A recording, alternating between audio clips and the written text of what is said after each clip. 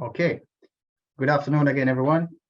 Welcome to the second training of the Sustainable Entrepreneurship Training Series of the Micropitch CARICOM 2022-2023. The theme for today's training is how shifting towards circular economy can add value to your business.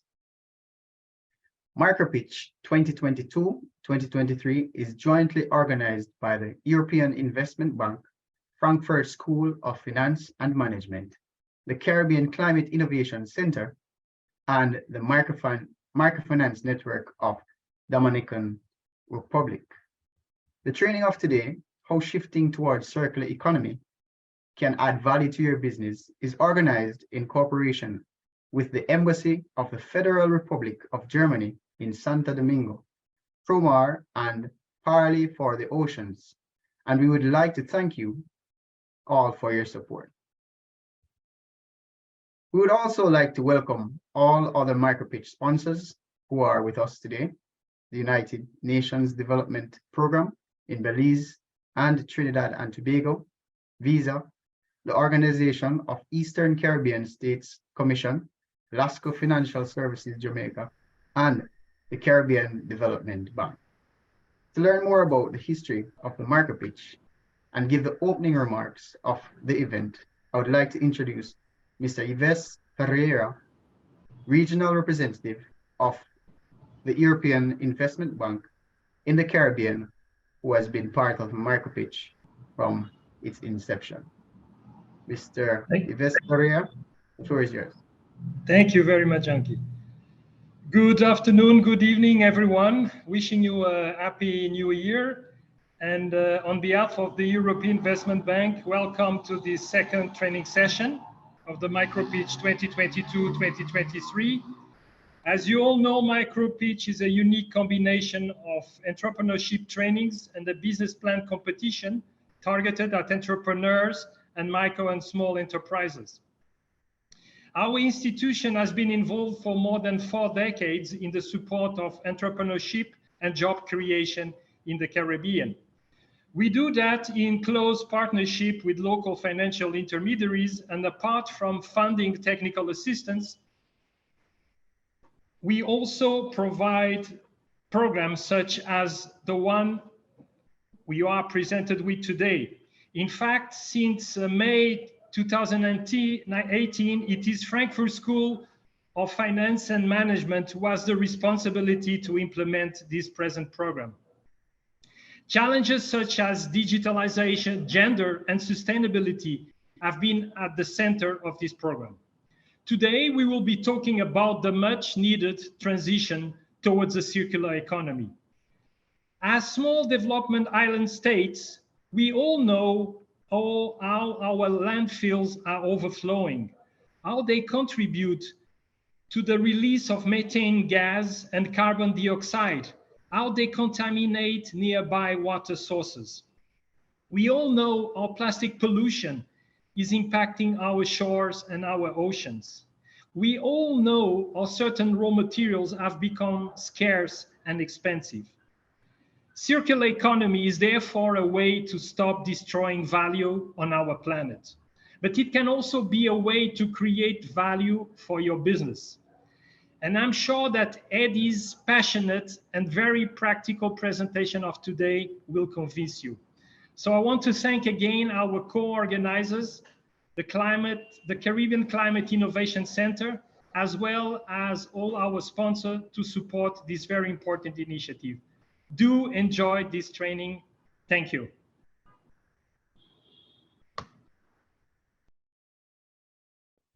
Thank you very much, Mr. Yves.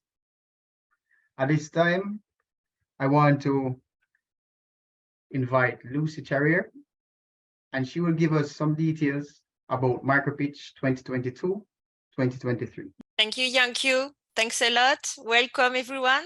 Very happy to have you with us today for this training. So to start, we would like to know you a bit better. So we would like to do a small survey and to ask you a few questions to know who you are. So I will start the survey now.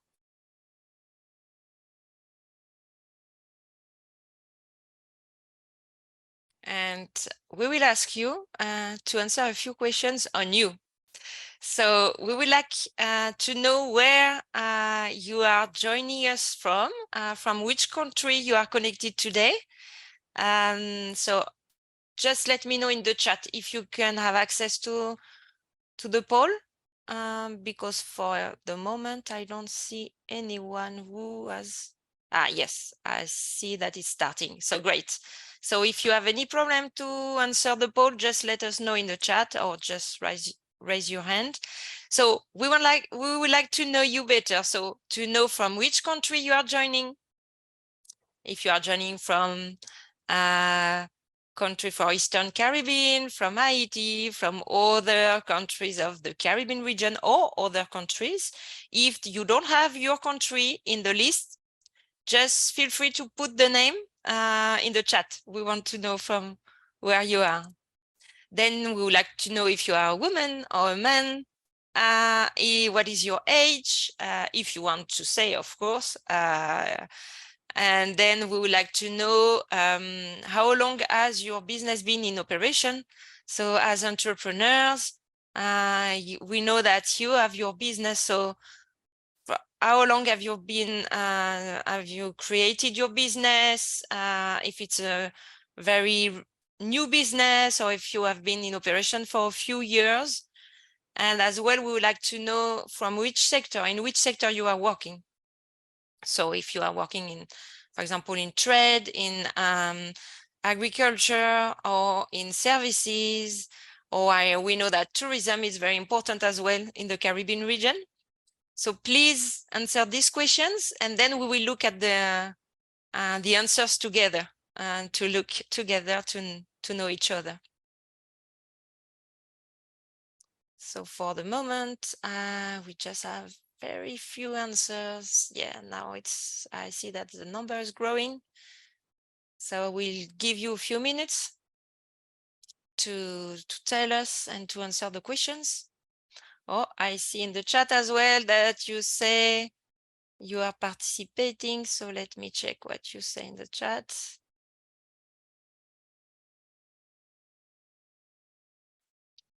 Okay, I see from Trinidad and Tobago, in the food industry, digital media, public relations, St. Kitts, hello from there. Belize, hello Belize, St. Vincent and the Grenadines, Barbados, St. Kitts again. Guyana, very good. Welcome from Guyana. Trinidad and Tobago, Antigua. It's so great. What is very great with this virtual training is that we can be connected from all over the world and all over the Caribbean region all together. So it's very, very nice. Thank you for being there. From Haiti as well, I see. Bonjour, Haiti, bonjour. So I just will just give you 30 more seconds to answer, and then we will stop the poll and look at the results. So please take the last few minutes to answer, and then I will stop. Okay, so I will stop in 10 seconds. Yeah, I see that somebody else just answered the poll. I'll stop there. So let's look now at the results. I will share the results with you. So you are joining in majority from Trinidad and Tobago and from Barbados. As well, I see a lot of other countries, 24%. So as I said, just feel free to write your country in the chat. We have people as well from Jamaica, St. Lucia, Haiti, Grenada, Dominica, Belize, St. Vincent and the Grenadines. So thank you. It's very great to have all of you with us today. So in majority, you are women, 76%, and we see that in majority you are between 33 and 60 years old, and we have some of you who are joining and are under 30 years old as well, and over 60 as well. Very good. Your business has been operating in majority between 1 and 3 years, and less than 1 year for 22% of you. 20%, 4 to 6 years, 7 to 9 years, 15%, and more than 10 years. Very good. It will be very interesting to have your feedback as well with when your business has been operating for a long time. You are working in the agriculture and agro-industry for 17% of you, 38% in services, tourism 14%, which is very important for the Caribbean region, and other 21%. So please feel free as well to put it in the chat. So thank you for answering this poll. It's very interesting to know you better, and I will stop sharing the results, and I will start sharing my screen just to give you a small presentation of what is the micro pitch.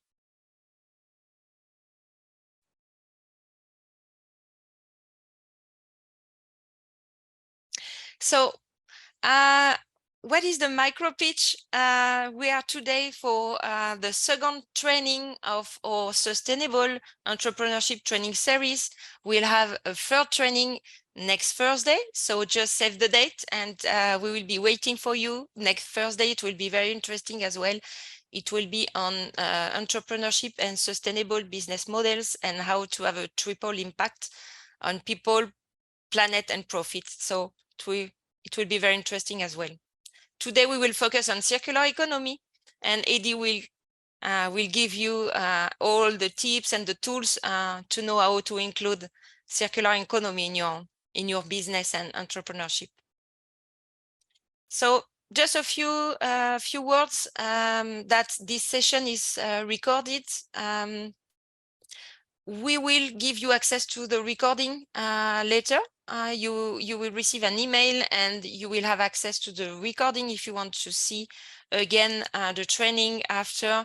It will be in the YouTube of the micro pitch.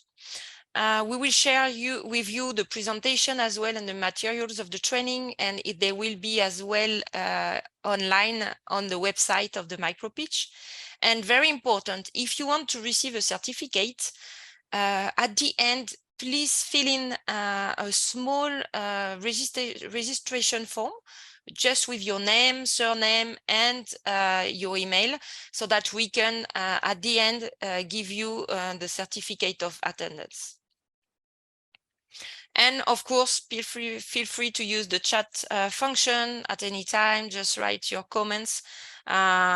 Please mute your micro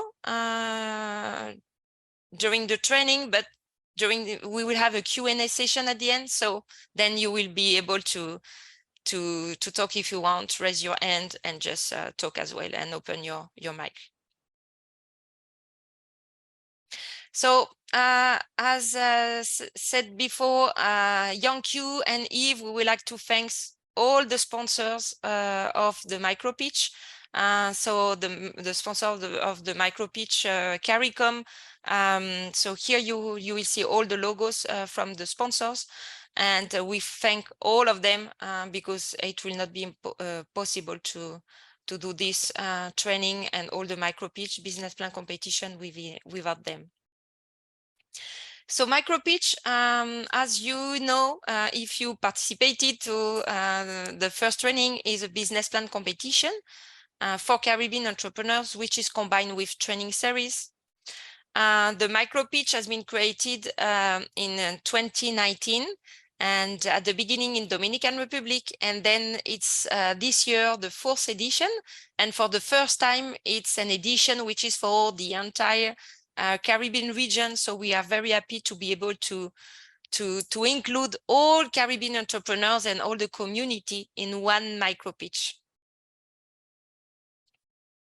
So This micro pitch will include 2 business plan competitions and training series. One in English for CARICOM countries, which what we are doing tonight. This training is part of this edition, and one in Spanish for Dominican Republic. And then we'll have the regional finals where the winners of the business plan competition of CARICOM and Dominican Republic will compete, and a Caribbean winner will be chosen. So for the training today, we'll have the training on circular economy. And then, as I told you before, next week we'll have the third training and the last one, which will be on sustainable entrepreneurship and business model.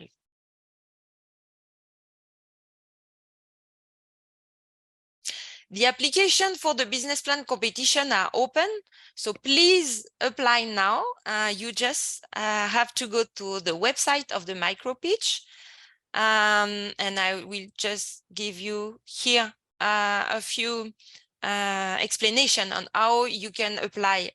So you just have to go to the website of the micro pitch. Here you have the website, and then you have one section which is called register now. You need to click on this section, and then you can register on the left for the training of next week, and as well on the right you can register to the business plan competition. So then you just have, it's very easy, you just have to fill in the form. We ask you a few questions on your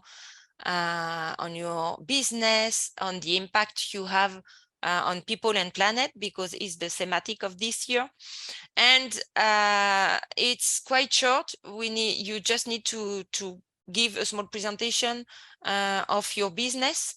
And then we ask you if you want, it's optional of course, but if you want to post in the social networks, I am a micro pitch candidate with the hashtag micropitchcb. So what are the prices for the business plan competition? So you will win seed capital, mentoring as well, and the prize, the main prize for the winners of the regional winner will be flight tickets to Guatemala and the entry to attend to the annual conference of the Caribbean and Central American Microfinance Network, REDCAMIF, where you will be able to meet more than 1,000 people involved in the in the Caribbean region and Central American region on the field of microfinance, financial institutions, and entrepreneurship. So just go to the website and apply now. So thank you. Any question, just feel free to ask in the chat, and then we can answer to your questions in the Q&A session. Thank you, and have a good training. Back to you, Yanku. Thank you very much, Lucy. Lucy is a senior business development expert of Frankfurt School of Finance and Management. All right, I just wanted to mention that part. At this time, I'm just going to give you a little introduction about CCIC. CCIC is Caribbean Climate Innovation Center, and it's the first clean tech company here in the Caribbean region. We operate in the 14 CARICOM countries, and our responsibility is to create an environment for entrepreneurs, provide mentors, provide networks, technical service, and also, most importantly, financial boosts through seed capital, sourced through different organizations, such as the ones here associated with MicroPitch, which is one of the reasons why we at CCIC partnered to be a part of this MicroPitch, because we saw the importance, and we're leading out with the support of all these organizations, Frankfurt School of Finance and Management, funded by the EIB, European Investment Bank, and all the other partners and sponsors here. So we are doing our best at CCIC, operating across all the Caribbean islands, CARICOM islands specifically, that is. And what will happen is that we will, get the entrepreneurs involved in certain activities such as this micro pitch, along with other events that we organize here at CCIC, and get that environment for them to boost themselves as entrepreneurs right across the region and bring themselves to the international level to the best possible, state of their business possible. And most importantly, we are very much focused on climate change, which is, what started out our mission at CCIC. But, it has evolved because climate change is not just about direct green things. It's connected to everything else when you really consider how you do your business. So that is one of the reasons why the topic, sustainable businesses creating a positive impact for people and planet. That's why that theme is so important. So even if you have a business in the cosmetics, you might not see the connection between, how it affects the environment and so forth, but there are connections because it's one world, it's one biosphere, and we need to protect our environment, create sustainability, and circular economy is a very important topic. So I hope you pay attention as we go into our presentation. Now, following up on that, we're going to have our presentation by Mr. Eddy Frank Vásquez. I hope I pronounced the surname correctly. He's the director of Parley for the Oceans, Dominican Republic. Now, the topic that he'll be presenting on is how shifting towards circular economy can add value to your business. This training is organized in cooperation with the Embassy of the Federal Republic of Germany in Santo Domingo, Promar, and Parley for the Oceans, Dominican Republic. And I would love to thank them for their support. To talk about this interesting topic, I'm happy to welcome Eddy Frank Vásquez, expert in environmental sustainability and director of Parley for the Oceans, Dominican Republic. With him, we will have two special guests, Jose Javier Volmar and Hiram Toirak, co-founders of Our Flavor, who will present how they have successfully managed to incorporate the principles of circular economy in their businesses. Thank you for joining us. And Eddy Frank, the floor is yours. Thank you very much. Thank you for the introduction, and good afternoon, good evening to everyone. I hope that in the following minutes, I can help you to understand a little bit more the connections between circular economy, the business or entrepreneurship ideas that you might have in this sector, and how you can make a change through those sectors in the environmental, social, but also economical sector. In order to start, I will be projecting my presentation. Yes, perfect. The title of this training of today is how shifting towards circular economy can add value to your businesses. We're going to talk a little bit about circular economy projects and how we can apply the principle of this project into the business ideas or business models that you have, which is the criteria to take into consideration when we talk about circularity, and also which are the challenges and also opportunities that we might face while trying to have a new business with a DNA on circularity. For making this possible, just to give you a couple of housekeeping let's say recommendations. If you have any questions so far, you can write it down on the chat box, and I will try my best to answer them through the whole presentation.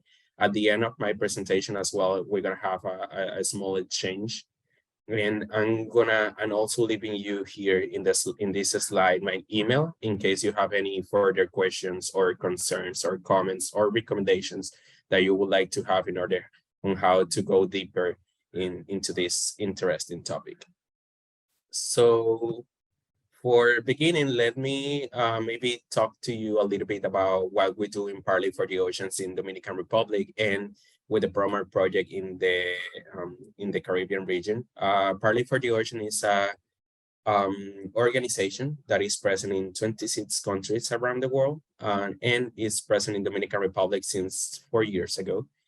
We've been working with marine litter pollution, specifically trying to focus on the prevention perspective and trying to make a little bit of lobbyism into public policies and how we can influence other industries, companies, and businesses on how to shift toward a circular economy model into their DNA. Also, Parley is an organization member, implementing organization of the Promar project in the Caribbean region. The Promar project is a project funded by the Federal Ministry of Environment of Germany and is present in Costa Rica and also in Colombia, working also in Dominican Republic, trying to prevent marine litter in the Caribbean Sea, more specifically inside these 3 countries. So we try to manage, there are other Caribbean islands that are going to be joining the Promar project toward the next month. And we will be pretty happy to have you on board and to know a little bit more about Parley and the Promar project and about how we can also add value to the business ideas that you may have. So why should we talk about circular economy? There's a common bias that usually when we talk about circularity or circular economy, we are usually speaking about waste. And that is true till certain extent. That has been, let's say, the more trending perspective on how to take it, but it's not the only perspective on how to take it into consideration. Circular economy is an economic model.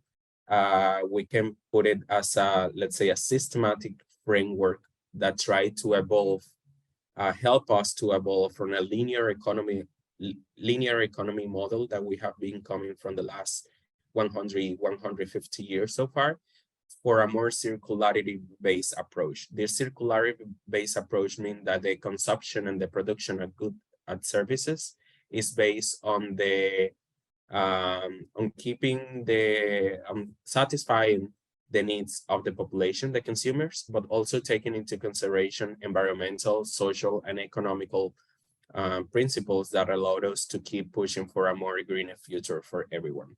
So when we talk about circularity, we are not only talking about trash or about recycling, we are talking about how we can face the growing demand of resources, of services, of goods as well, making the less damage to the nature and to the natural resources that we need to produce these goods and services.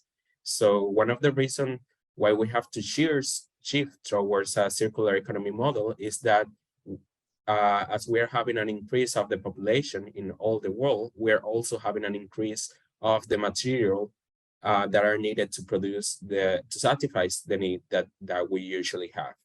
And this need is not, and the world is only giving us finite resources. I mean, the resources that the world has in order to satisfy our need are limited.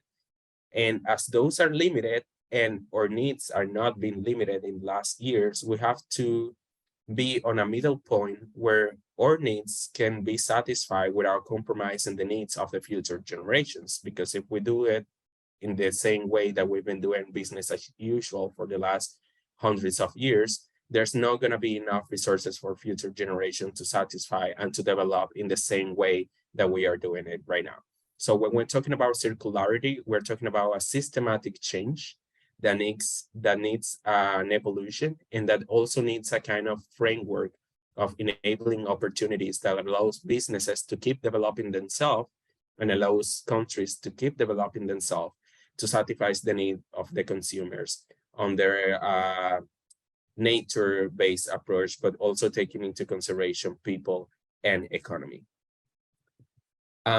Maybe some of you might already know this diagram I'm showing you right now that is related to the Sustainable Development Goals. If some of you don't know it, it's okay, it doesn't matter, but the Sustainable Development Goals are a framework that was, let's say, created by the United Nations a couple of years back in the 2015 in order to try to have an agenda from 2015 to 2030 and to work in the most pressing issues that we have as a society. We're talking about no poverty, zero hunger, good health, quality education, but we are also talking about the three major environmental crises that we are facing right now in the whole world, that are the climate crisis, the biodiversity loss crisis, and the pollution crisis.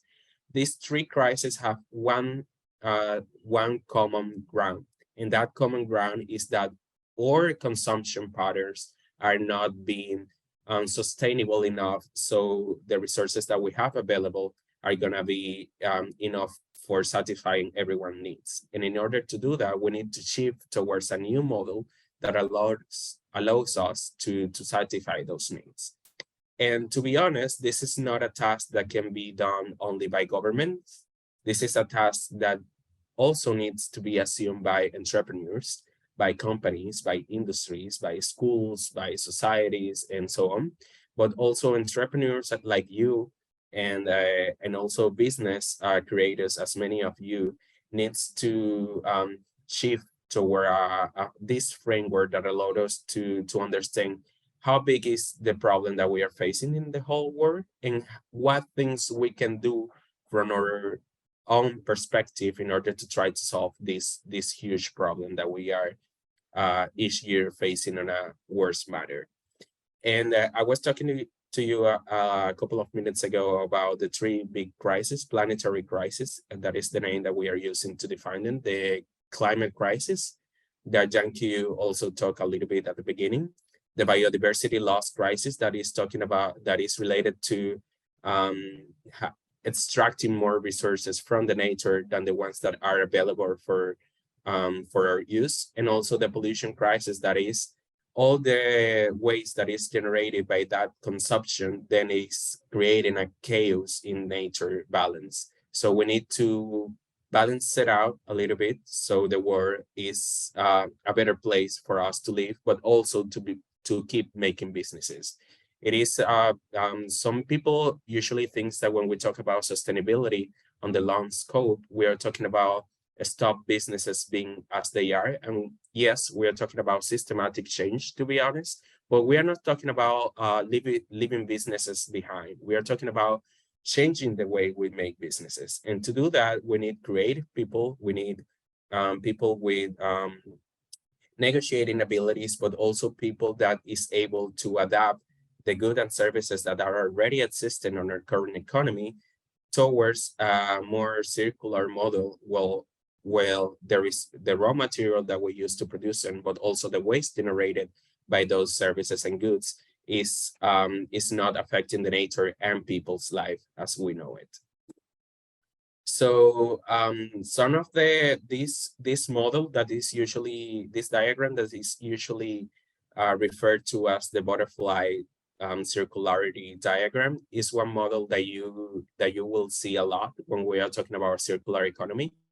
And it's referred as the butterfly diagram because, as you see, there's a lot of arrows that comes from one way to another, trying to shift trying to integrate new practices into the way that we produce some of the goods and services we're offering to the entrepreneurships and businesses that we are having. For example, if we look ourselves in the left side of the diagram, we see the different stages of producing a good and service. We're talking about material extraction. When we talk, for example, if we are producing furniture, then we take wood from a specific place to produce that furniture, but that wood is not infinite. That wood needs a time to regenerate in the nature. Until that time arrives, we need to have, let's say, sustainable ways to use it in the more efficiency way possible, but also a way in order to reincorporate it into the economy. We're talking about manufacturing, we're talking about assembly and distribution. And then we have the consumer role inside in the middle. In the right side of the diagram, you will see that there are a couple of actions that are trying to shift toward a more circular model that are talking about recycling, remanufacturing, refurbishing, reusing, and redistributing, that are usually practices that are located in the perspective of keep value in the same products that are already produced. For example, if we produce a furniture, as the example I was given before, then we have to see the way in which this furniture lasts the longest possible, in which this furniture can be maybe rented to other people when I'm not using it, in ways in which this furniture can be maybe refurbished in a very easy way if it is easily damaged, or ways in which that furniture can be reused or recycled is needed if its lifetime is already gone. So there are these three. In the bottom side of the diagram, you will see the different stages of the process that we integrate into the circularity. We're talking about pre-using, using, and post-using.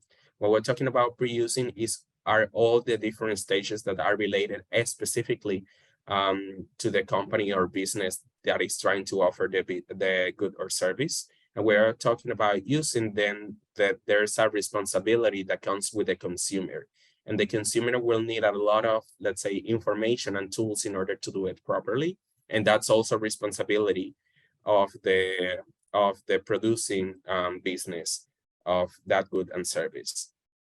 Also, when we're talking about post-using, then we have these practices that I already mentioned that are focused on keeping the value of the good and service that is usually on the market. So those are terms that we have maybe heard before as 3 R's: reduce, reuse, recycles. Many other models have been shifting to a 4 R's that integrate refurbishing into that same cycle. And others, more, let's say, ambitious model have been shifting towards a 9 R's perspective that integrate these ones that are listed here, and also other ones that can be, that are talking about eco-design, redesign, and so on. So this is not only a responsibility of the businesses and companies, this is also a responsibility of the consumer. And to make this circularity able to happen, then we need enabling opportunities that are usually the ones that create the governments, as taxes free for some kind of goods and services, or as facility for these companies to offer, let's say, a price that is usually less than usual for these goods and services as well. Many of you might know that there's when we talk about circularity, circular businesses, there's usually a fee that is higher. The prices are higher than the business as usual models. And that happens because of the poor or limited technology transfer that we have right now, and also because of the non-existent enabling opportunities on the market that haven't been created by the government so far. So in order to keep, let's say, a free competition and a just competition for a just transition for circularity, we need this enabling opportunity to happen. And I will be talking a little bit more about which are these enabling opportunities right now. So when we talk about circular economy, there's 4 basic elements that we usually talk about. The number 1 is circular economy design. When we are talking about circular economy design, we are saying that businesses and entrepreneurs need to develop the design skills to facilitate the reuse, recycling, and recovery of product in multiple cycles. The cycles are the one that we mentioned before as manufacturing, extraction, distribution. So we need to offer to the consumers the opportunity and tools to make that possible. It's not only something that I integrate into the DNA of my company and that's it. The consumers also need information on how this is happening and how they can keep the efficiency of the products and services in the highest level. We also, the second element are the new business model that are usually growing up.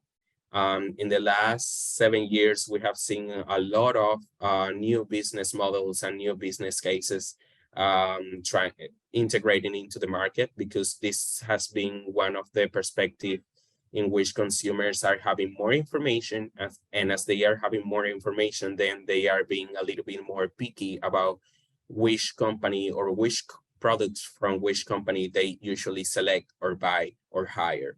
So usually there's tendencies, for example, with the Gen Z, the generation, the centennials and the millennials, that they are usually a little bit more able to pay a little bit more for such kind of products and services if they have like a circularity model integrated into their production, manufacturing, or distribution. So it's not only about something that businesses need to do, it's something that we have seen that consumers has been asking for businesses to also shift towards too. And the third element that we are talking for circular economy, we're talking about reverse cycles. Reverse cycles are talking about those necessary skills, both, let's say, human skills, but also institutional skills that are necessary to habilitate or to make able the final return of the material or the products to the nature. We're talking about recycling opportunities when one product has already finished its lifetime period. And we are talking also about in which way the company or the business is trying to keep up with the extraction and the waste generation of the product that they are generating. And the fourth basic element of the circular economy are those enabling conditions that I was mentioning before. Those enabling conditions are talking about how the market is playing a central role in everyday's life, in every people everyday's life, but also there's need of public policies that usually generated by local or central governments, of educational frameworks that are usually generated by academies, universities, or schools. And we need opinion leaders, influencers, and people in the media to talk about these issues. There's a lot of people that you maybe in a very fast insight that you might think of that are promoters of circular economy or circularity models towards the speech that they generate in the public media. And that's needed in order to create, to keep the topic on the ground and to make businesses a little bit more, to keep the circularity as a pressing issue for businesses right now.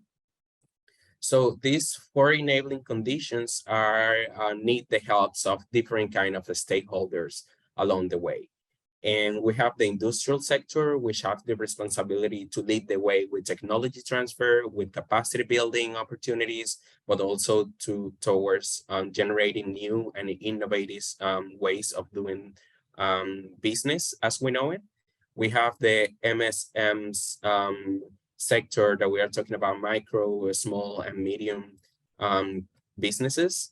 That are usually responsible of taking a product to the most, let's say, to the base of the pyramid for consumption, and also the majority in the case of the small island developing state in the Caribbean more specifically, these micro, small, and medium businesses are the majority of the businesses that are usually on the market. So they also have a huge responsibility, but also a huge power in order to shift towards a circularity perspective. We're talking about the informal sector. In many of our countries, we see how even though those businesses that are not necessarily formally registered or those stakeholders that are not necessarily identified as former contributors, they are usually, let's say, let's call them important stakeholders in the change of circularity, because they allow some concepts, they allow some products, they allow some ways of doing businesses that are necessary for the general consumers to understand what is happening in the market world. We have civil society. Civil society for many years have been trying to push forward different projects with business cases, scenarios, or a specific pilot implementation that has helped to prove that circularity is a reality that we can talk in countries like the ones that we are living in. And we also have other organizations. When we're talking about other organizations, we're talking about government, we're talking about academy sector, university, schools that usually offer the educational ground in which all the consumers understand a little bit more on how shifting towards circularity is better for everyone. But they also offer a skill development to industry and businesses in order to make it possible. So in the basis of this whole stakeholder, we have people as the basis of these decisions. And people is very important because at the end of the day, we're talking about that. Yes, circularity is an economic model that has a lot of roots in the environmental sector, but it's also in order to satisfy people's needs. And if we don't satisfy people's needs, then people is gonna change of mind for the product or service that they are acquiring. So people is very important when we're talking about circularity because they are the main key for us to make it happen. I do have an open question for all of you, and maybe we can have, if you have an answer for this question, you can raise your hand and I will give maybe 2 or 3 of you the opportunity to speak. If you don't, but if you have the answer, you can write it down in the bots, in the chat bots of this call. Usually there's a bias. I was talking at the beginning of the presentation that when we talk about circularity, a lot of people think about only recycling, but circularity goes beyond recycling. So I would like to know if any of you know, besides businesses or entrepreneurships in the field of recycling, which other could be a circular economy model that you might know of? Let's say, let's see who would like to answer. We're trying to identify others business idea that are not based in recycling or recycle that integrate circularity into their DNA. Let's see if any of you have any idea of which kind of businesses are this kind.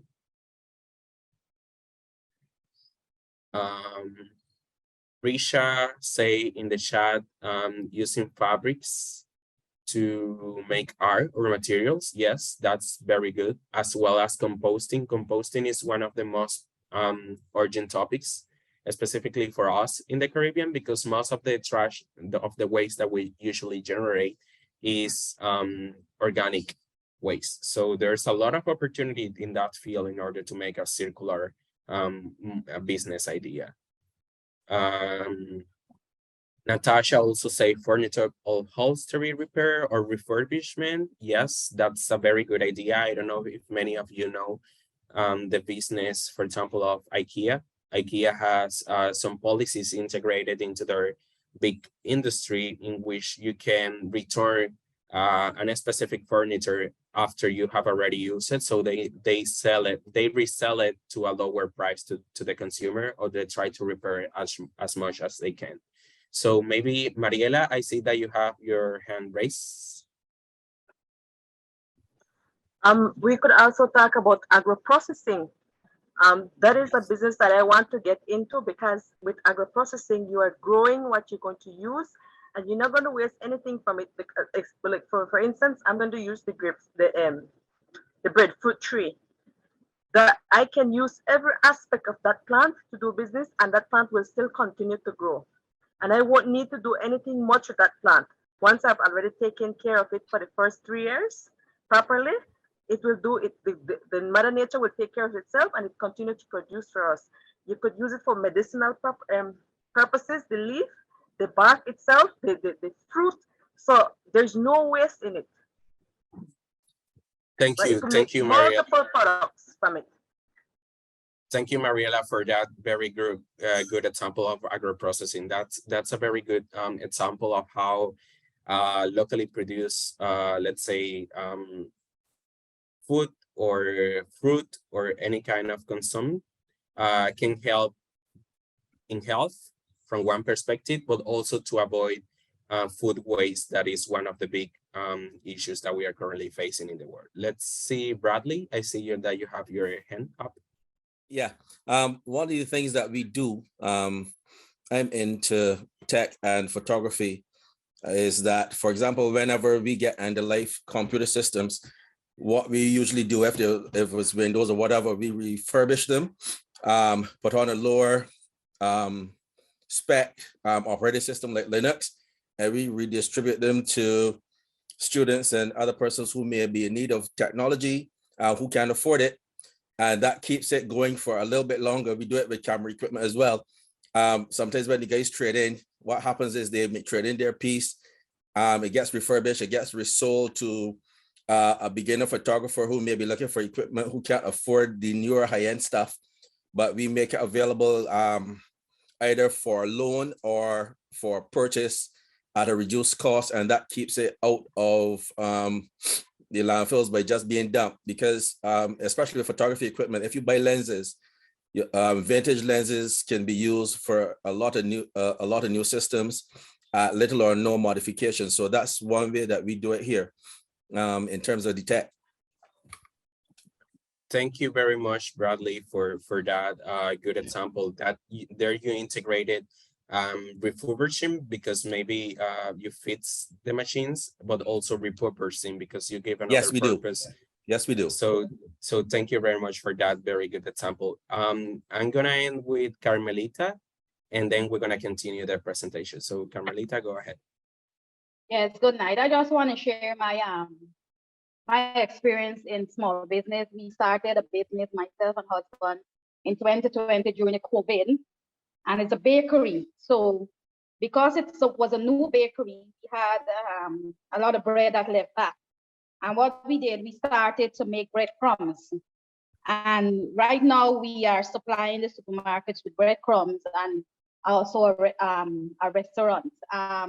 In addition to that, we make coconut biscuits. And when we processing the materials to make that, the husks on the coconut, when we take it off, at one time we were throwing it away, and then I told the worker, I said, leave it back, let me see if I get a use for it. And I actually ground it and made it into a body scrub, and it worked so good. So yes, there are so many things that we can innovate and try our very best not to waste, because there are so many things that we can do with the things that we call waste. Thank you. Thank you very much, Carmelita, for that good example on how we can use something that was usually considered as waste as a raw material for producing something else, or reintegrated it into your value chain. So those examples that you are writing right now on the chat box, and those examples that we hear from Bradley, Carmelita, and or other participant are very good example of how we can repurpose, how we can take advantage of things that are usually going to be generated or considered as a waste. But also when we talk about circularity, we're talking about how we can see the input and not only the output of what we are producing. And right now I'm going to give you a couple of examples. I have seen that in the chat you have been writing a couple of good examples of that can accommodate to what I'm explaining right now. So I'm gonna keep the presentation, and then we can discuss a little bit better this side. So circular economy is not only about the output, about the waste, about the recycling perspective, but also about a systematic view on which companies and entrepreneurs as you produce and consumes the goods and services that are usually in the market. When we're talking about, for example, the input, we're talking about the raw material. How can I more efficiently use the raw material that I usually need in order to generate a product? Can I have a substitute? Can that raw material can be my raw material a waste from another company or perspective? There are very good examples in every side of the world on how the waste generated by a company is used by another company in order to produce a fully complete good or service. So those are things that we can think of, and how we can integrate the eco design into the production of that input that we usually need in order to offer the goods and services that we put into the market. So that's something that we need to change. And at the end of the presentation, I'm going to give you a couple of tools that might help you to think a little bit more about how we can do this possible. So a reality is that in a small island developing states as the one that we live in, we have a lot of challenges in the waste management perspective, especially in the Caribbean.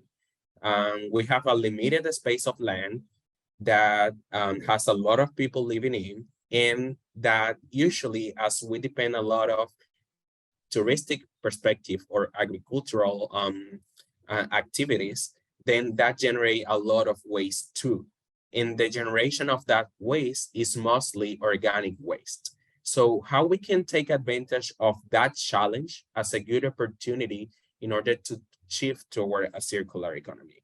And one thing that maybe I'm going to say positive about this COVID-19 pandemic that we had is that it pressured us in order to rethink a little bit more about how we can use things in a more efficient way, especially for entrepreneurs and small businesses, because we had a lack of raw materials in many of the value chains, and we also had a lack of sometimes even money in order to get that raw material to produce the goods and services that we usually produce. So this pandemic also helped us a little bit. I was saying this pandemic helped us to rethink a little bit how to shift toward a green perspective, but also as a fair transition.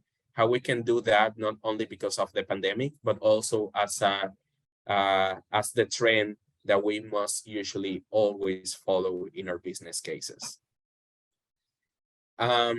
This diagram that I'm showing you right now are different models that we can integrate into the different kind of businesses or entrepreneurships you would like to start in the future. We're talking about, for example, the first one that we see up, models for use efficiency, how we can produce a good or offer a service that can have the most efficient possible. For example, one of the examples that you already mentioned in the small question that I made before is the example of the computers. Computers usually come for a limited kind of lifetime. So with a couple of reparations here and there, we can make it last longer, and we can use those computers in order to supply specific needs for specific persons that other way wouldn't have the money to pay for a new computer on the market. And that's a very good example of how we can improve efficiency into the value chain, but also in how we can think about the product without a limited lifetime. And I know that thinking about the product not having a limited lifetime is something that is very difficult, especially when we talk about produces skincare products or food products.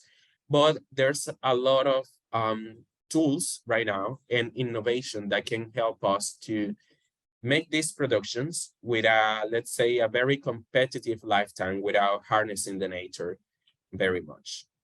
Other of the models that we have are value recovery models, how we can offer opportunities, but also solutions to the consumers that can have, so they can have the opportunity to recover the value that the same product has. For example, some companies or some small entrepreneurs, for example, in Japan, they have let's say, workshop for repairing or refurbishing specific products. So if your product lifetime is already gone, you can go there, they can fix it. And maybe it won't work in the same way, but the lifetime of that product and the need that product was satisfying will answer to the needs of the consumer. So that's the workshops are something that we have seen, for example, in the Caribbean is happening very much, specifically, for example, in the car sector. We have seen how we have used cars as much as we can beyond their lifetime, trying to satisfy the need, because not everybody can access to a brand new car on the market. So that's also an example of how we can do it.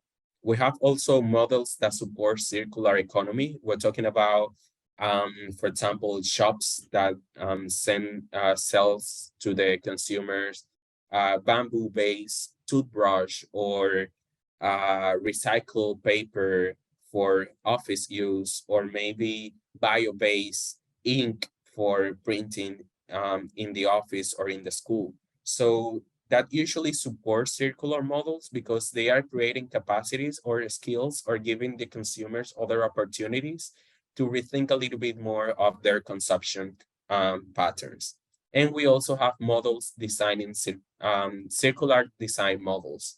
These circular design models are usually models that pursue for a perspective on how we can produce the product without the less raw material consumption input, but also generating the less waste at the end of its cycle.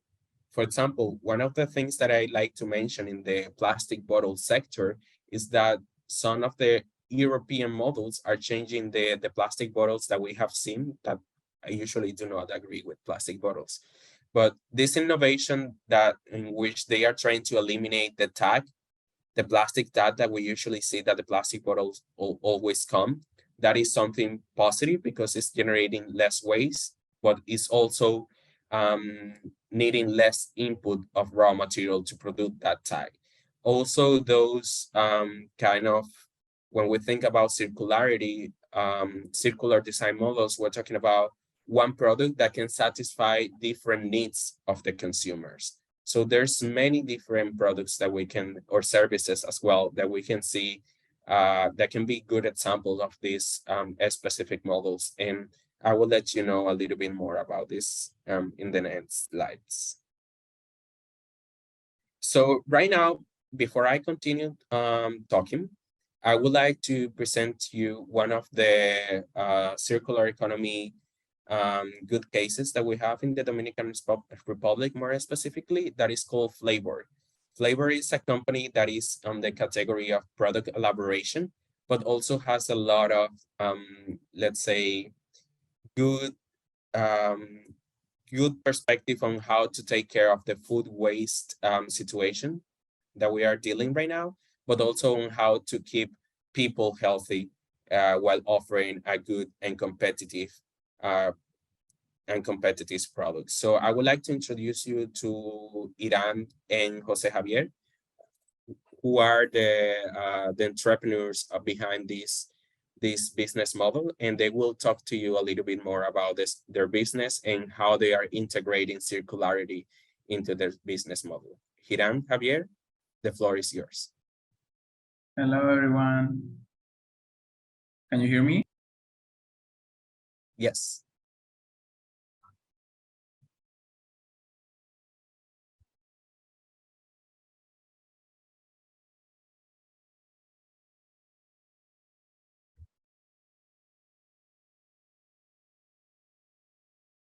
Hello, sorry, yes. My internet, yeah. So Javier, are you there? Oh, give me 1 second. I'm having.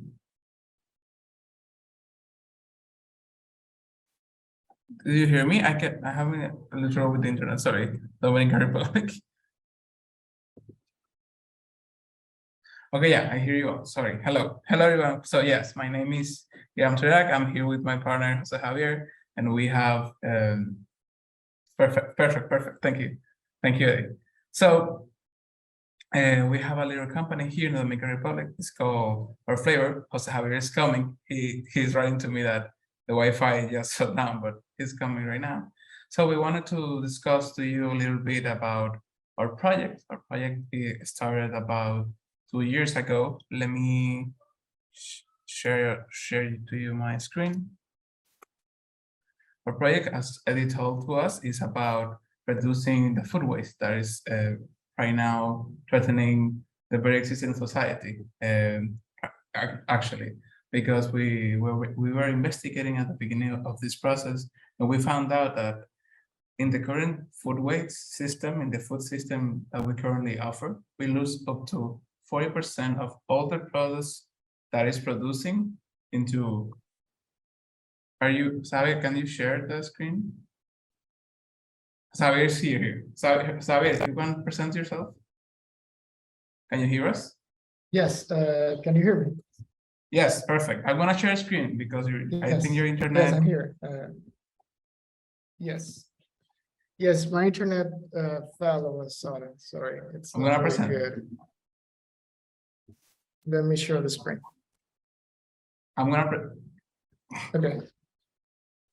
Can you see? Yes, everything is good. Let me present them. Sorry for the inconvenience, you know, how the internet goes sometimes. Okay. I think Iram presented himself. Iram, did you finish explaining? Yes, I was just giving a general example. Tori, present yourself if you want first before I finish. Okay. It's a pleasure, all of you. My name is Jose Javier. I'm the co-founder of Flavor. Basically, Iram and I work together. And basically, we are here to present you our business idea, how it works, how it's involved with the circular economy, and what we had to do as entrepreneurs to basically develop it. So if Iram has nothing more to say, I can start presenting. Yeah, go on. Perfect. Well, first of all, we wanted to tell you a bit about our journey.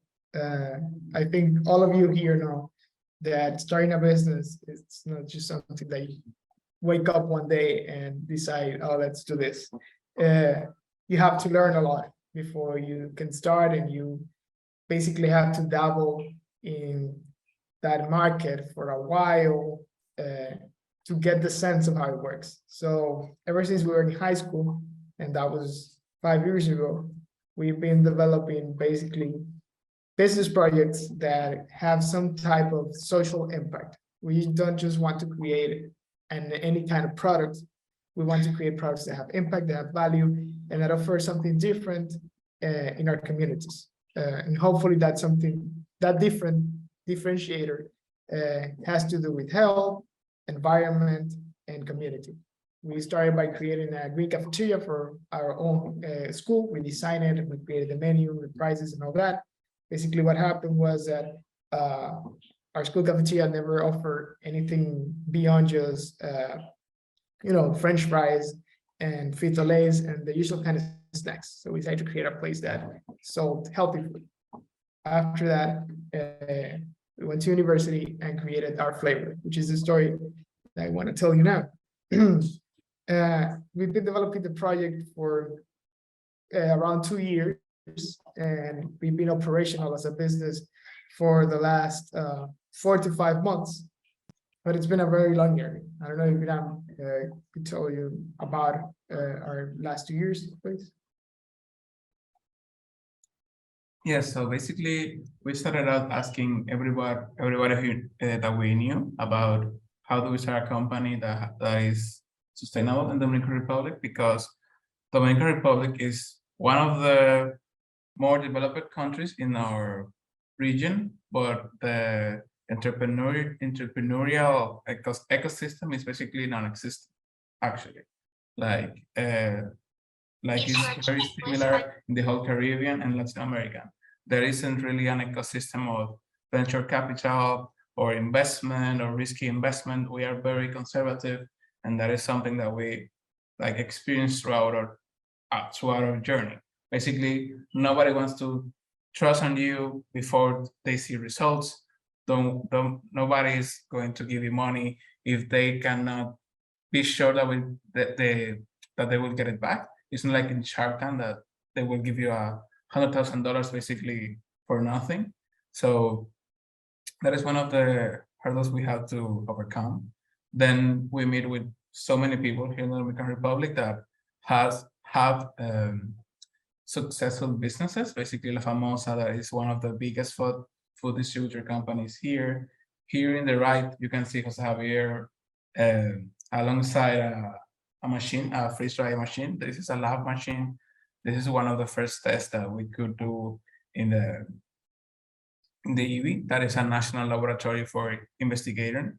So I would say, like, try to find in your own country people that are doing things similar to you and try to approach them and have their knowledge and experience fit yours. Basically, don't try to do everything by scratch or reinvent the wheel. Basically, try to find a community, a tribe of people that can help you grow and that have walked that road before. So basically, you don't step over the same rock over and over and again.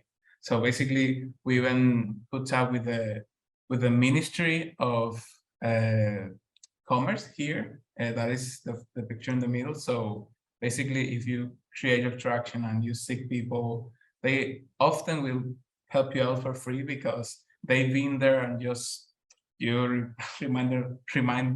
reminding them of the journey will help you connect with them. Thank you, Ram. So basically, it's a very long journey. And now we're going to basically tell the story through the company. Remember, ask anything you want from us and ask anything you're inspired. This is us. Basically, this is when we won the regional accelerator here in the Dominican Republic, and our company was presented in the UK as basically. I don't know why it looks so pixelated, the image, but well, we'll start. This is our pitch. Have you ever been in your office, classes, it's 5 p.m., you're tired, you're hungry, and you don't know what to eat? Most likely, what you will do is reach out and eat some snack at your cafeteria, supermarket, or vending machine closest to you. And you have a huge variety of products, and none of them are going to be nutritious for you, healthy, and are full of chemicals and preservatives. And it's not like we don't want to eat healthy. The problem is that the alternatives are products that are way too expensive, they're imported, they lack convenience to take with you anywhere, and they're hard to access to begin with. So we end up with the alternative. And it's super frustrating because here in the Dominican Republic and our region, as the Caribbean and Latin America, we have some of the best fruits and vegetables in the world. And still, we lose up to 40% of our production, leading our farmers to fall into never-ending cycles of poverty, and basically propping up an unsustainable system. And there are 3 main reasons for this: lack of infrastructure, deficiencies in distribution, and basically appearances. We don't have enough places to process food. We don't have enough vehicles to transport it from point A to point B, and food basically gets discarded just by how it looks. From that problem, our flavor is born. We are the first company to produce delicious, crunchy, and nutritious freeze-dried snacks in the Dominican Republic. What we offer right now are 3 snacks: mango, pineapple, and banana. Our products are 100% natural and have a crunchy and flavorful texture.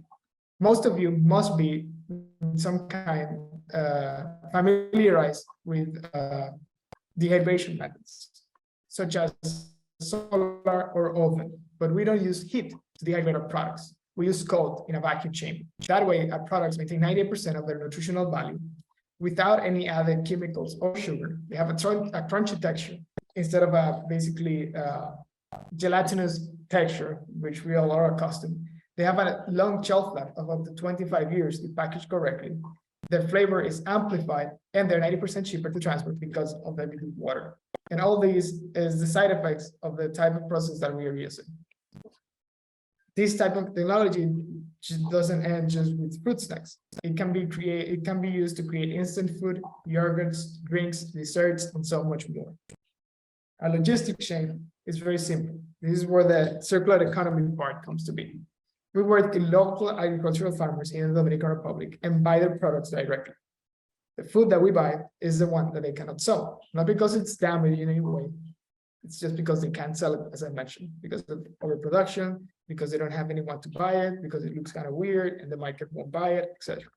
So we get them at competitive prices, transfer them to our freeze-drying machines, where we basically create the snacks and then sell them in our more than 10 points of sale in our online store. What we offer to our competitors something very special. We are a product that is 100% natural, with no added chemicals or sugar, that offers the highest nutritional value possible at affordable prices. And when we analyze the freeze-dried market, we are competing something very special. So we have found something very special. We're next to the US, the biggest freeze-dried market in the world, valued at $5.5 billion a year. And it is expected that Latin America is the fastest growing freeze-dried market of the next decade, as well, that is in its infancy. So we can become market leaders in our own region as well.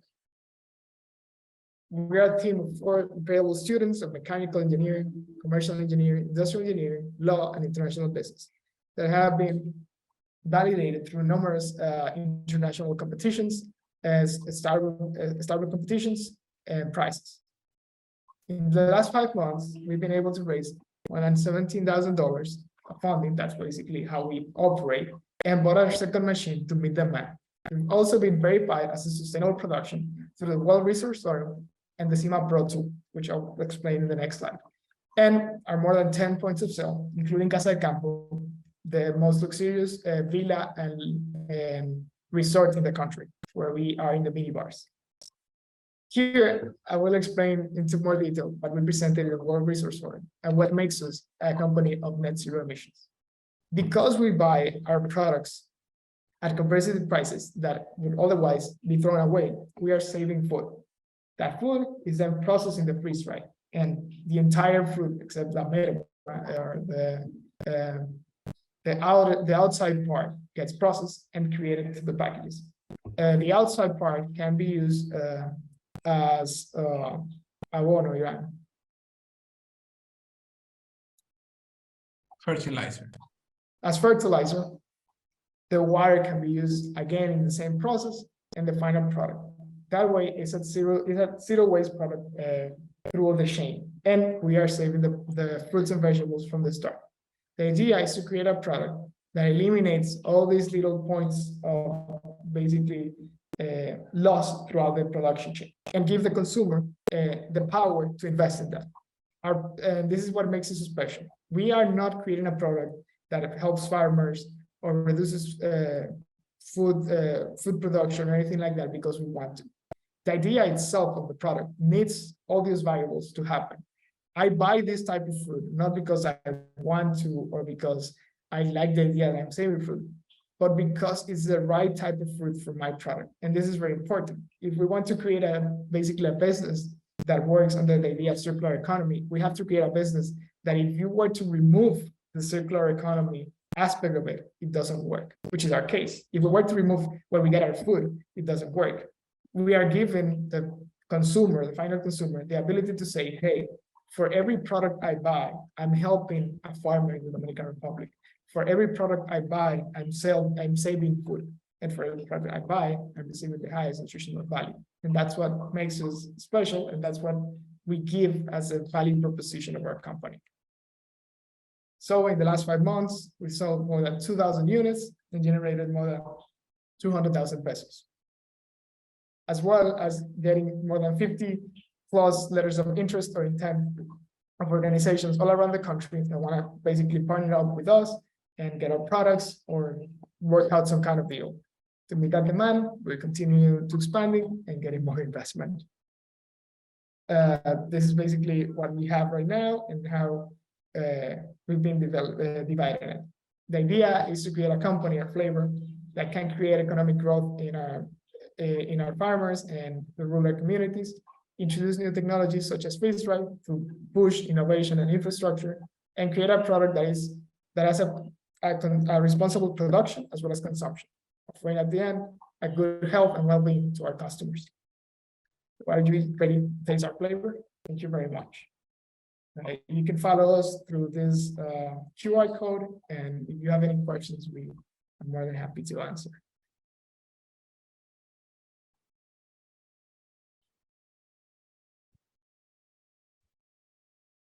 Thank you, Jose Javier and Niran, for introducing your very interesting business model to all of us. And just to let you know that if you have any questions so far, please use the chatbots that we have in this Zoom. And also we will be habilitating in a couple of minutes a session for questions and also comments to both me and Jose Javier and Hiram. So in order to finalize the presentation, let me keep sharing. Okay, so after they already talked a little bit to us about what they do, how they integrate circularity, taking advantage of food waste, and also how they also promote a specific, let's say, environmental perspective, but also supporting people's health through offering a very high valuable nutritional offer. This kind of businesses can be replicated and can be also taken into consideration for generating other businesses ideas around the world, but specifically for all of you. And we hope that this specific example can lead any of you and can generate a lot of ideas on how you can do this with your business as well. It's never too late. That's something very important. We don't have to start from scratch in order to integrate circularity into our business models. We can integrate circularity even if we have a business model that has already started. And we just have to rethink and be able to offer innovative, creative solutions to keep up with the different principles and elements we are showing in this presentation. So in order to give you a couple of examples of which other kind of businesses can be generated through the circularity, we have two cycles in which we usually divide circular economy models. We have the biological cycle and the technical cycle. The biological cycle are usually those businesses that which primary focus is in bio-based material, taking materials directly from nature that are usually that has a rapid renovating scale. Community compost, that was one of the ideas that many of you tested in the chatbots before. Biochemical extraction of nutrients, that is also linked to the flavor business idea that we already saw. And also regenerative practices in which we allow the nature to regenerate while we are also keeping on board with the demand of the production and consumption that we have on the market. When we talk about the technical cycle, then we see other kind of perspective for businesses models. We see reducing waste. We see recycled material markets that are usually those small businesses or big businesses that sells upward in the market on a very competitive price, different everyday elements that we usually use in our daily life, but that are generated with a environmentally conscious perspective. We have modular products, where we're talking about, for example, using one component or one element of the product by itself, or mixing it up together with other elements so we can maybe satisfy other needs, or trying to serve to a larger consumer need. And we also have extended producer responsibility. That is usually the principle that we talk a lot, in which companies, industries, and businesses make themselves responsible for the design of their products with environmental perspective, but also for the waste generated after the consumer consumes the product.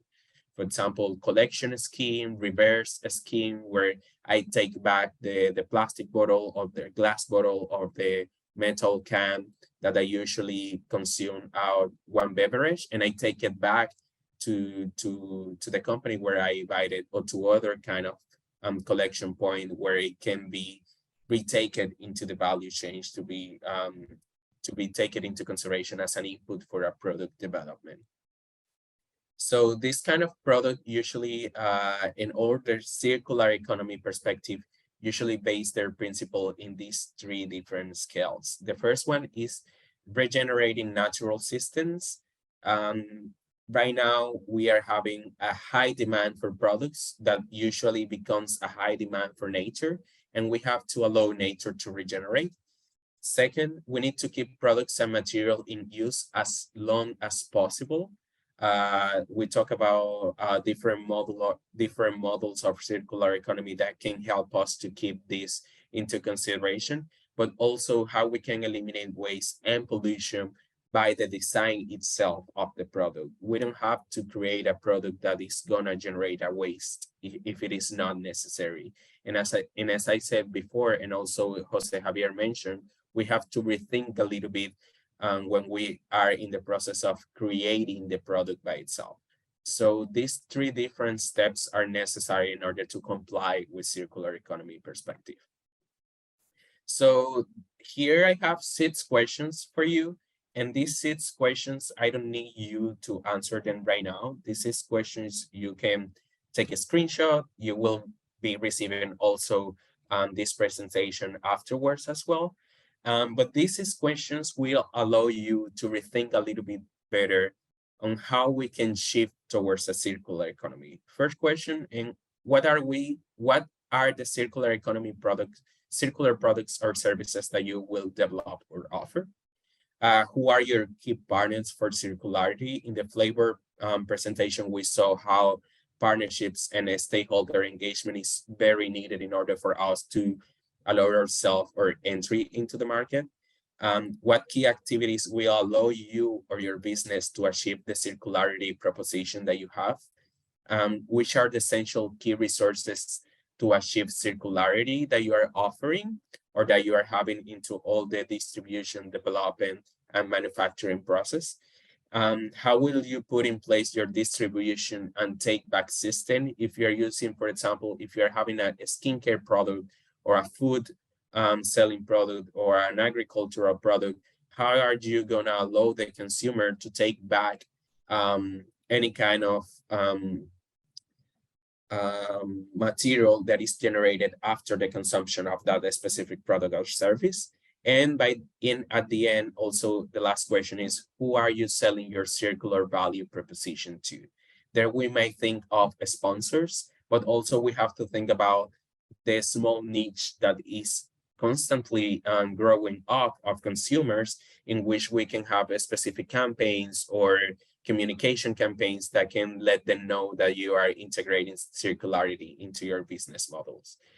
If you think about these 6 questions very well and try to go to the root of each one of these questions, you will realize that you will have yourself a lot of the basis to start rethinking your business model for circularity. Also, I make a little bit of research for you, and I wanted to bring to all of you this one tool developed by Circulab. Circulab is a platform that developed this tool to rethink circularity. And this is a tool to analyze the current activity and impacts and design regenerative solutions. So this tool is usually built up as a way of Canva. Maybe many of you at the beginning of your business's ideas or your entrepreneurship has to develop a Canva for business model, but this Canva more specifically has some questions at the end of each one of these boxes that will allow you to think about the different elements that you have to take into consideration at the moment of rethinking circularity.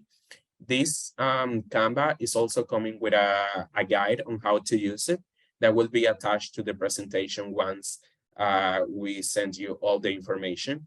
And it's a very good exercise to make with all your partners. And even if you don't have idea on where to start, this allows you to make yourself the necessary questions that are needed to shift towards circularity. So maybe I wanted to talk a little bit about the circular economy cycle that we have in Parley for the Oceans here in Dominican Republic, more specifically, even though Parley is a little bit more of a medium to big size or company.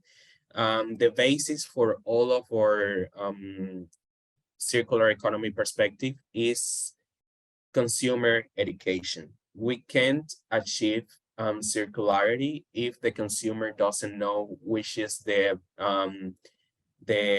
added value that circularity is giving through the offering of the specific product that you are designing through circularity principles. So in the case of us in Parley, that starts with education and awareness raising. We have huge campaigns all around in the 20 different countries that we are present in order to try to educate a little bit more the consumers. And even though we have a very limited consumer niche, let's call it that way, because of the kind of products that we offer, that allowed us also to understand a little bit more about which are the consumer needs and which kind of things are in the conscious of the consumer, so we can also tackle those specific concerns or questions that they have. After we develop our awareness raising campaigns, we try to tackle one of the 3 planetary crises that we talked about at the beginning, that is the pollution crisis, more specifically in our case, the plastic pollution crisis. And we try to develop different interception mechanisms through programs, through social and community-based programs. That allowed us to collect material that afterwards is transformed into what we call ocean plastic. And that ocean plastic is the raw material that we usually use. For us, ocean plastic is plastic that has been already considered waste and that is generated in coastal community or island countries, and that usually generate a major problem for biodiversity. So we take that material, we transform it into raw plastic that we call ocean plastic. And that ocean plastic is the basis for us producing sneakers, sport clothes, sunglasses, but also furniture with 3D printing and other innovative solutions. So in our case, I wanted to show you this because usually I work in Parley, but I'm usually very surprised of the kind of things that innovation and creativeness can lead us to in order to have a proper business model where everybody is involved and where people have information, but also people become agent of change of the message that we would like to get across. So some of the challenges that we face for this specific shifting to circularity, we have that in our countries, specifically in Caribbean countries, we have the separation from the source. When we talk about waste is very low. We have very limited mechanism for intercepting material or for making people sort the waste in their houses. That's due to lack of public policies, education campaigns, technology transfer sometimes, or maybe there's no conditions to make that in all communities. But that's one of the challenges that in general we are facing in our countries when we are talking about circularity. Also, that having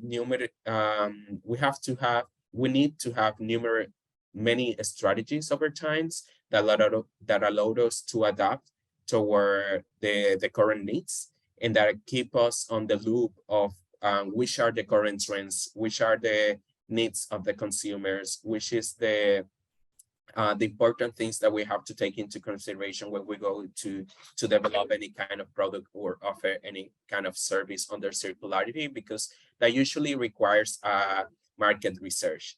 And sometimes we don't have the money to make market research for the things when we are starting a business.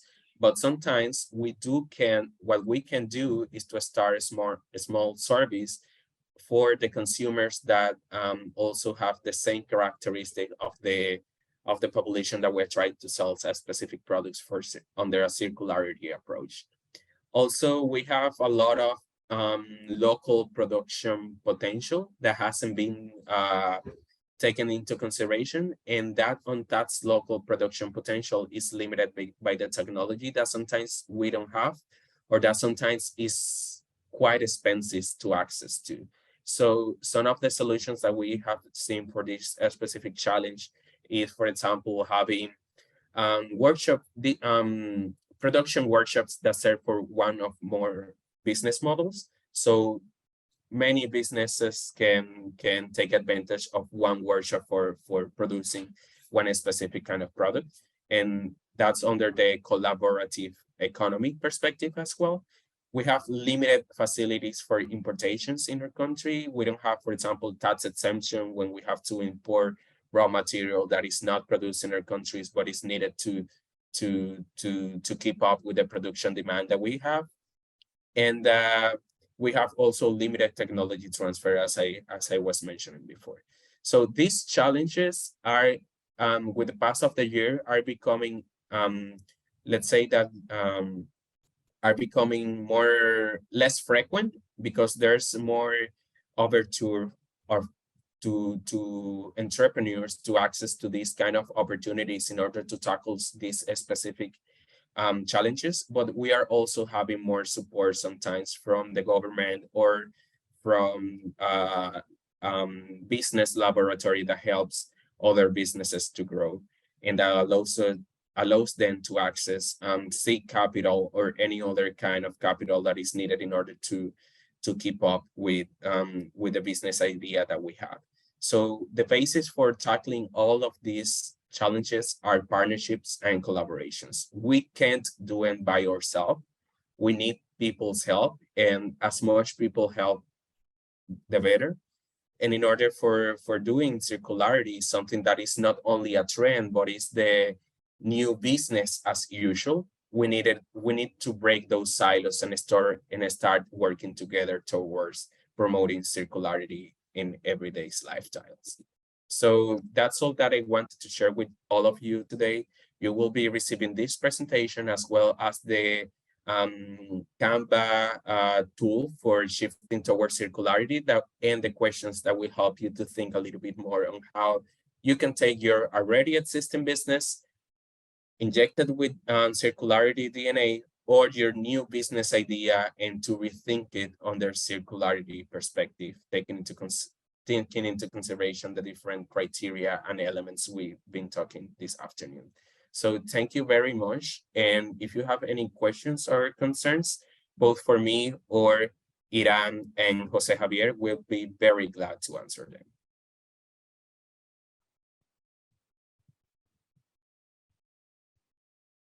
Thank you very much, Eddie. That was a fantastic presentation.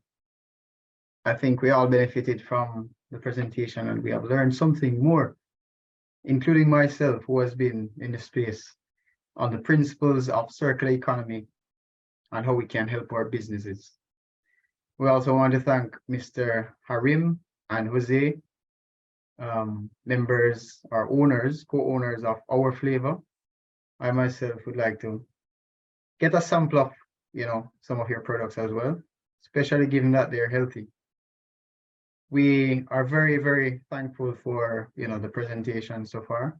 Really appreciate, the work that you're doing in this space of, circular economy and sustainability.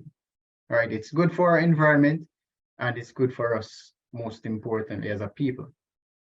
And I invite everyone, to ask your questions. The floor is open. You can raise your hand, and you can type in the chat if you don't want to speak, and we'll respond.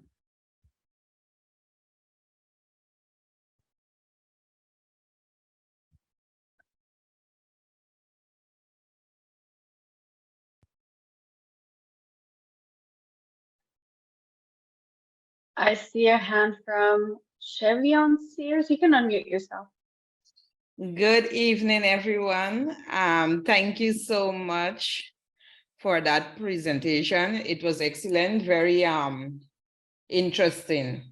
My question would be, how do I include the circular model into a service business? Thank you very much, Chevion. That's a pretty good question, because usually the main focus when we talk about circularity is mainly based on products and not necessarily services. But when we're talking about services, for example, there's many services in the agricultural and touristic sector that can help consumers to make use of the needed spaces or products in a more efficient way. I can attach to the presentation as well some specific business cases that can help you to understand a little bit more on how a service-based business model can integrate circularity. But usually you have to rethink. It really depends on which is the nature of the service that you are offering to and in which sector it is usually located. It usually helps a lot more if it is in the, let's say, service-based sector as tourism and so on, or as different other platforms. But there's a lot of good examples of how you can maybe rethink a little bit on the conception of the business idea behind the service that you're offering with a circular basis. I will it was maybe a mistake of me trying to not integrate a specific example for all of you that maybe are in the service sector, but I will send you the information as well with the presentation so you can have a better understanding and go a little bit deeper. Thank you so much. I appreciate. I would also say, like, in the human capital part, I think it's a good opportunity to bear that in circularity and sustainability. Basically, solar panels in the office, the type of water that you serve. Basically, do you have water bottles? Do you have in your cafeteria healthy eating? Do you use foam? For example, in the government only those services, but the government's cafeteria, the 8,000 people they have on the hire, they all eat with foam. So that generates a problem in itself, the way to maintain your human capital, basically. Thank you. Mariela, you can unmute yourself. So concerning the service industry, another thing that you can do, well, like for me, I also do massage.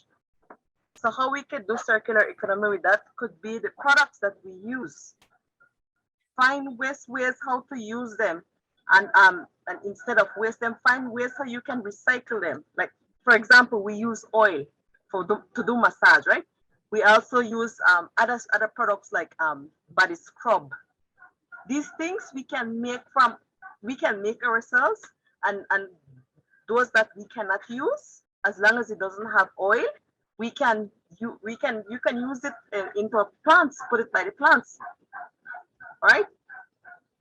These are just for me because I involved in that area too. That is how I use mine.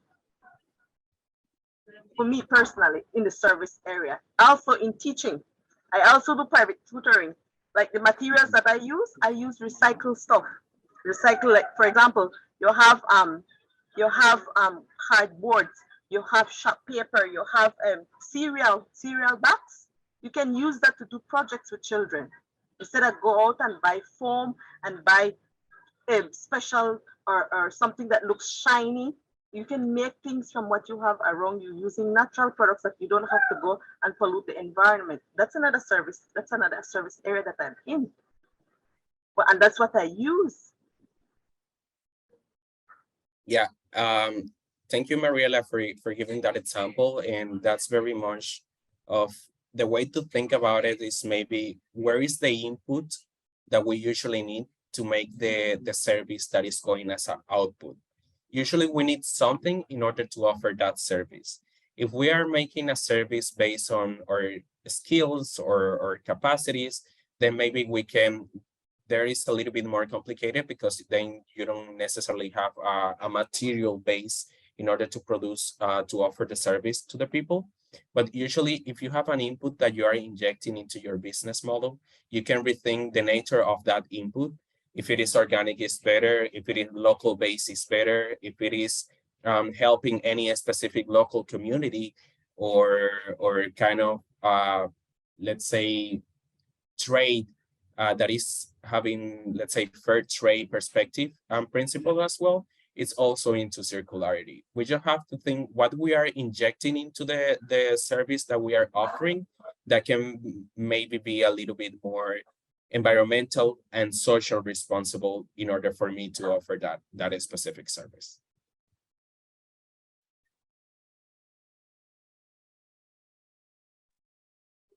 We have some other questions in the chat box. Someone's asking if your business is not necessarily circular, but you use the services of another circular-based business, can that be viewed positively?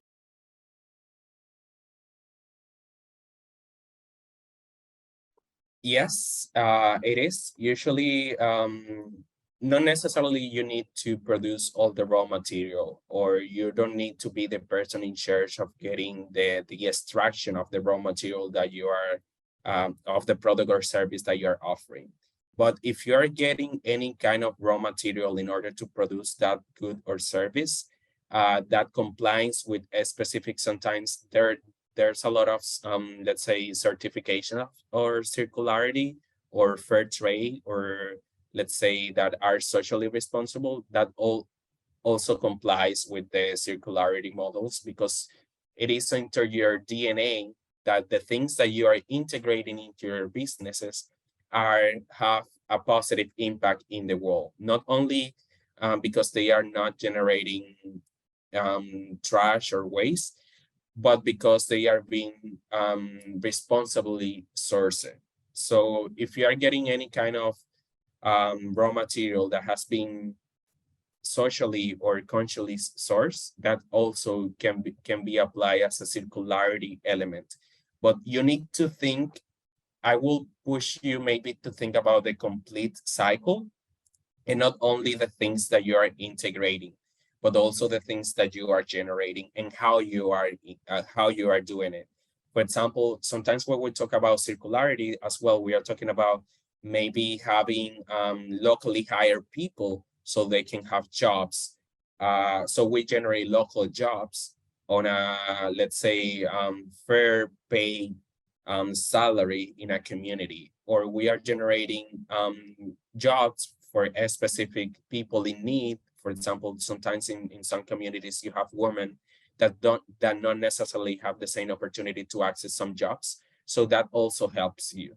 So when you think about circularity, try to maybe not look at it as only one perspective of the complete cycle, but the whole cycle. So you can have the big picture understanding on how you can keep improving the business towards circularity as well.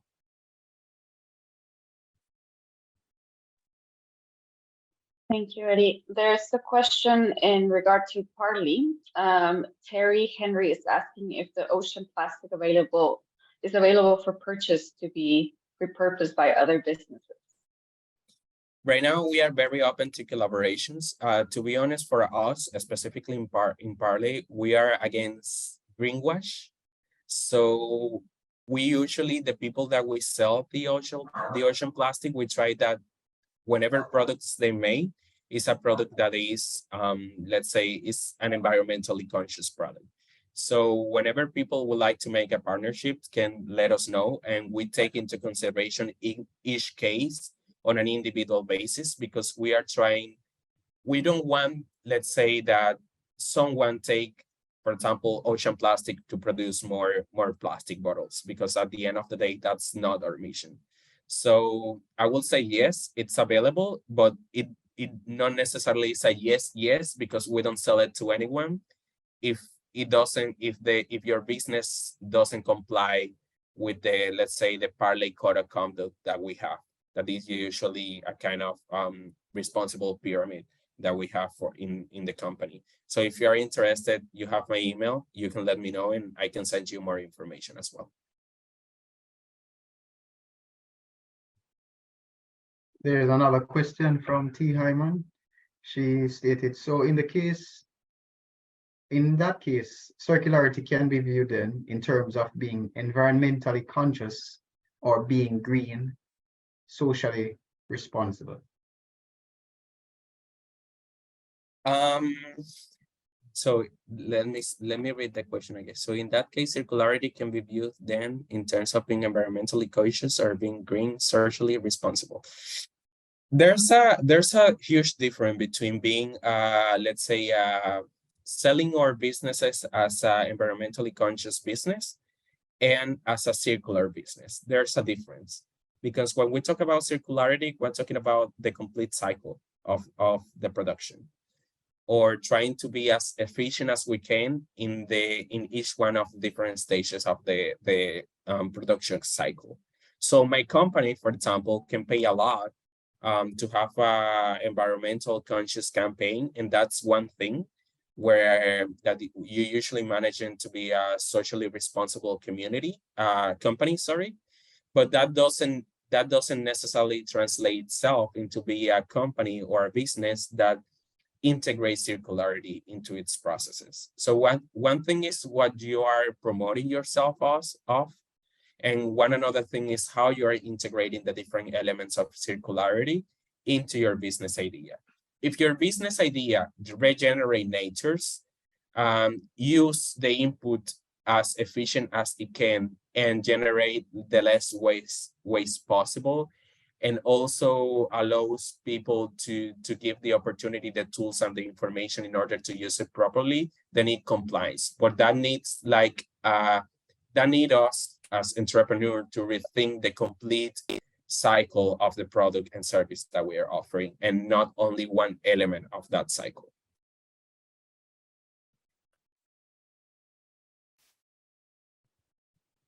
Another question is there a difference between a zero waste business and a circular business? There's, let's say zero waste is inside the circular umbrella. Zero waste is one perspective that businesses can take by not generating waste into their products, into the sale of their products.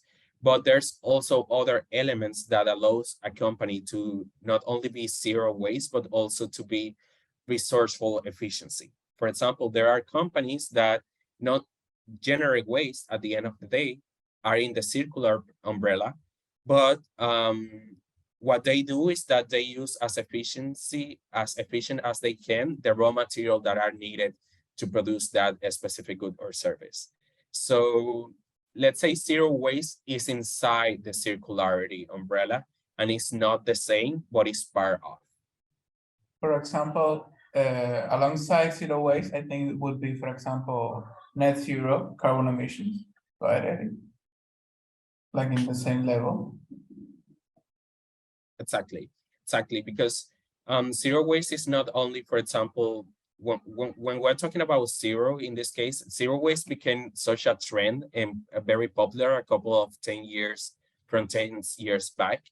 And many people started to think like, okay, if I don't generate any kind of waste, that I'm being completely circular, and not necessarily, because then the energy that you are inputting into your system is a lot of energy, and you can have better or more efficiency machinery to do it better.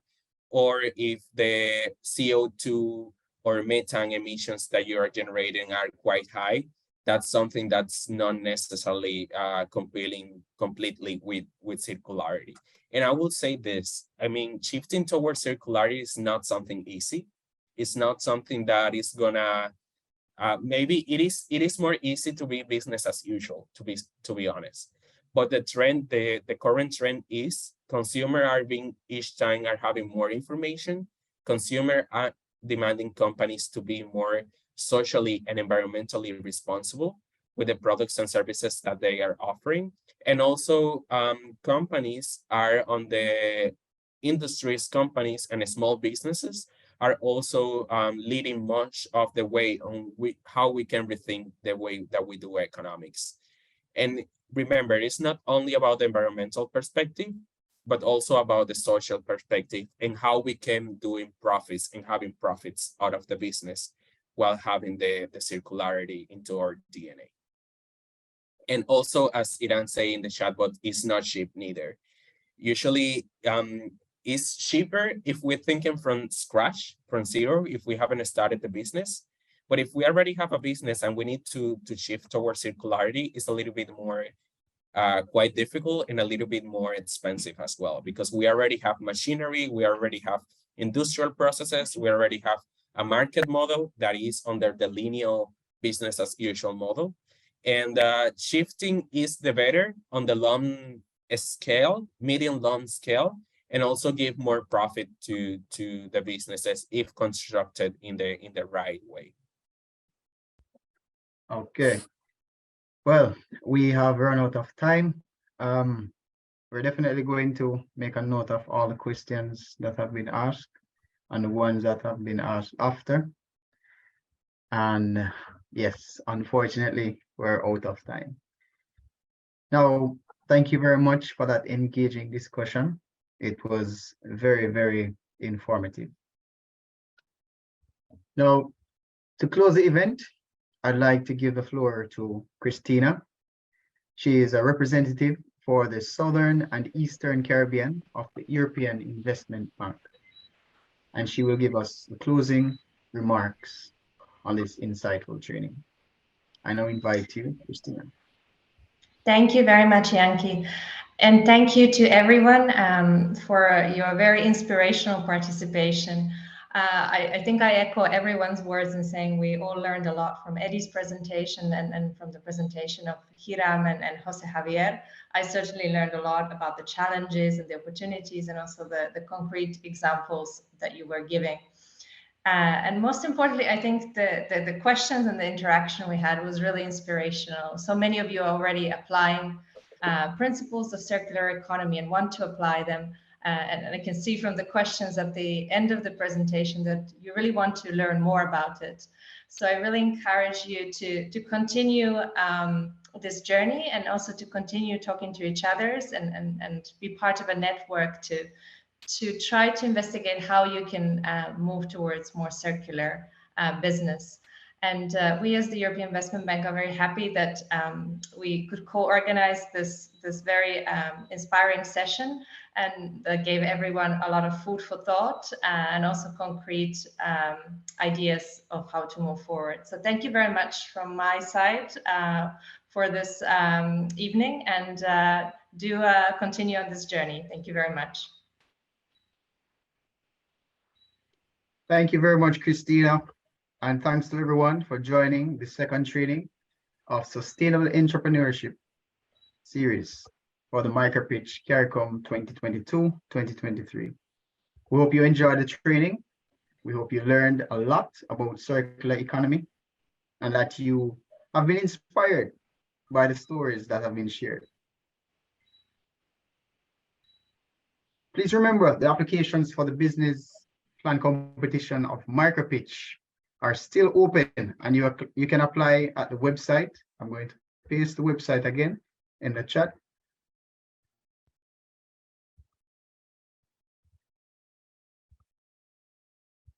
All right, so there you go. Please apply.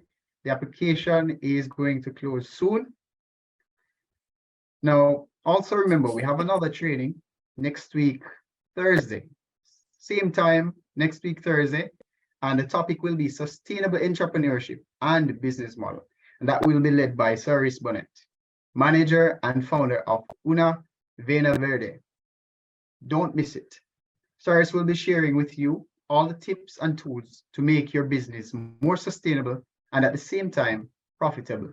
And that's very important. Even though we're saving the environment, we have to save ourselves. We have to generate income to feed ourselves, right? And it will be integrating the triple impact model: people, planet, profit, all very important. Thank you very much to all of you for your participation.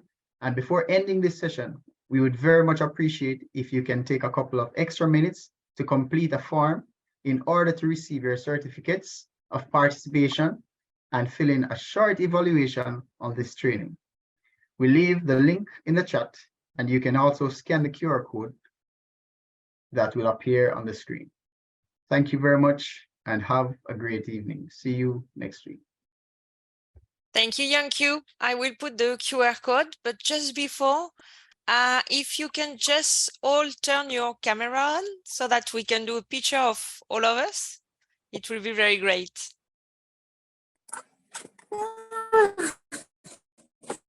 Good, thank you. I will just give you 1 second to be, are you ready? So we start now. 1, 2, 3. I'm doing it. I will do another one. Just give me 1 minute, please, to save this one. So another one, please. 1. We put the full screen mode. Are you ready? 1, 2, 3. Great, thank you. I will now put the QR code so that you can fill in, please, the register. You put your email, is very important to receive your certificate of attendance, and give your opinion on the training of today. Thanks a lot to everyone. Thank you for participating, and see you next week. Thank you.